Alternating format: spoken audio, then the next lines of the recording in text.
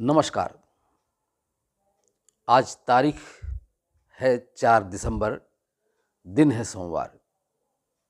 परत दर परत views channel में आपका स्वागत है। मैं हूं इंद्रमोहन शर्मा।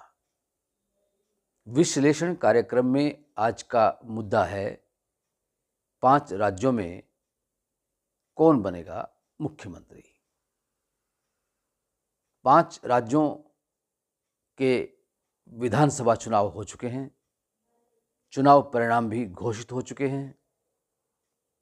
इन 5 राज्यों में से 3 राज्यों में बीजेपी ने जीत दर्ज करवाई है, जबकि एक राज्य में कांग्रेस ने और एक अन्य राज्य में क्षेत्रीय पार्टी ने अपनी जीत दर्ज करवाई है। बीजेपी ने इन चुनाव में जो प्रचंड बहुमत हासिल किया है 3 राज्यों में, वह अपने आप में एक मिसाल है और 2024 में होने वाले लोकसभा चुनाव के लिए एक बहुत बड़ा संकेत है। और उस संकेत को विपक्षी दलों के गठबंधन INDIA को एक चुनौती के रूप में लेना होगा, अगर वो भविष्य में अपनी जीत दर्ज करवाना चाहते हैं तो। खैर, फिलहाल हम बात करते हैं कि जिन 5 राज्यों में चुनाव हुए हैं विधानसभा के, वहाँ पर अब कौन कौन मुख्यमंत्री बनेंगे। सबसे पहले लेते हैं राजस्थान को। राजस्थान में जो बीजेपी ने जीत हासिल की है, वह अपने आप में एक उदाहरण है। हालांकि वहां पर बीजेपी और कांग्रेस में कांटे की टक्कर बताई जा रही थी, लेकिन बीजेपी ने उस कांटे को बाहर निकाल के फेंक दिया और अपनी जीत को प्रचंड बहुमत में तब्दील कर लिया। अब सवाल उठता है कि राजस्थान में सीएम कौन बनेगा। हालांकि वसुंधरा राजे जो पूर्व सीएम रह चुकी हैं राजस्थान की, बीजेपी की 3 बार सीएम रह चुकी हैं राजस्थान में, अब वो चौथी बार सीएम बनेंगी या नहीं बनेंगी, यह अपने आप में एक बहुत बड़ा सवाल है। क्योंकि वसुंधरा राजे का बीजेपी हाईकमान के साथ वैचारिक मतभेद रहा है और वो पिछले 5 वर्षों में एक प्रकार से नेपथ्य में रही। कहीं उनका कोई जिक्र नहीं आया कि वो सीएम के रूप में रह चुकी, अब क्यों नहीं आगे आ रही। लेकिन उनको टिकट दे दिया गया और वो जीत भी गई। क्या वो फिर से मुख्यमंत्री बनेगी राजस्थान की, यह भी एक यक्ष प्रश्न बना हुआ है। हालांकि जिन राज्यों में बीजेपी ने जीत दर्ज कराई है, जैसे राजस्थान, मध्य प्रदेश और छत्तीसगढ़, वहां पर केंद्रीय पर्यवेक्षकों की एक टीम सिलसिलेवार जाएगी और फिर वो अपनी रिपोर्ट देगी कि कहाँ पर किसको सीएम बनाना फायदेमंद रहेगा आगे लोकसभा के चुनाव को देखते हुए। राजस्थान में फिलहाल जो सीएम के दावेदारों में जो माना जा रहा है, उनमें वसुंधरा राजे का नाम सबसे नीचे पायदान पर है। सबसे पहले नाम आता है केंद्रीय रेल मंत्री अश्विनी वैष्णव का, जो कि प्रधानमंत्री नरेंद्र मोदी के काफ़ी करीबी और विश्वास पात्र माने जाते हैं। उनके बाद नाम आता है दिया कुमारी का और फिर नाम आता है बाबा बालकनाथ का और गजेंद्र शेखावत का, अर्जुन मेघवाल का। इसके अलावा ओम बिरला का भी नाम आता है और कैलाश जोशी का भी नाम आता है। ये कुछ नाम हैं जो राजस्थान के मुख्यमंत्री बनने के दावेदारों में माने जाते हैं। अब इनमें से कौन मुख्यमंत्री बनेगा या प्रधानमंत्री नरेंद्र मोदी अपनी ही इच्छा से इनमें से किसी को या किसी अन्य नए चेहरे को मुख्यमंत्री के रूप में विराजमान करेंगे राजस्थान में, यह आने वाला वक्त बताएगा। अब चलते हैं मध्य प्रदेश।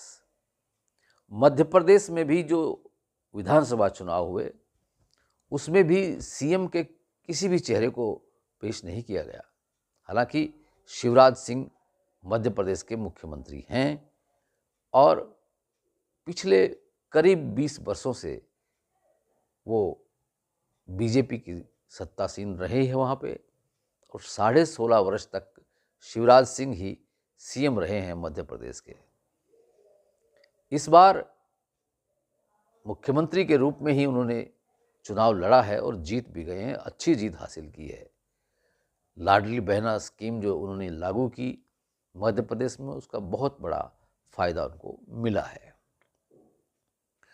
इनके अलावा जो और नाम हैं मध्य प्रदेश में सीएम के दावेदारों में, वो है केंद्रीय मंत्री नरेंद्र सिंह तोमर और कैलाश विजयवर्गीय, प्रहलाद पटेल और ज्योतिरादित्य सिंधिया।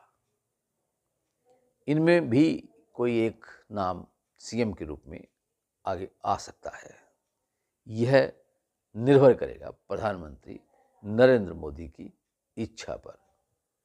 उन्होंने देखना है कि आने वाले लोकसभा चुनाव में किसे मुख्यमंत्री बनाएं ताकि मध्य प्रदेश की 29 लोकसभा सीटों में से जो अभी तक 28 लोकसभा सीटों पर बीजेपी का दबदबा है, क्या वो 28 या 29 सभी सीटें जीत पाएंगे फिर से, ये आने वाला वक्त बताएगा। अब चलते हैं छत्तीसगढ़। छत्तीसगढ़ में डॉक्टर रमन सिंह हैं जो पूर्व सीएम हैं, बीजेपी के नेता हैं। उन्होंने अच्छे तरीके से वहाँ चुनाव लड़ा है और उनके बारे में ही बोला जाता है कि हो सकता है उनको फिर से सीएम बना दिया जाए। लेकिन इनको अगर नहीं बनाते हैं तो वहाँ पर एक नाम और चर्चित है बृजमोहन अग्रवाल का। एक हैं गोमती देवी और एक हैं विष्णुदेव सहाय। ये कुछ नाम हैं छत्तीसगढ़ के जहाँ उनको सीएम के चेहरे के रूप में आगे लाया जा सकता है।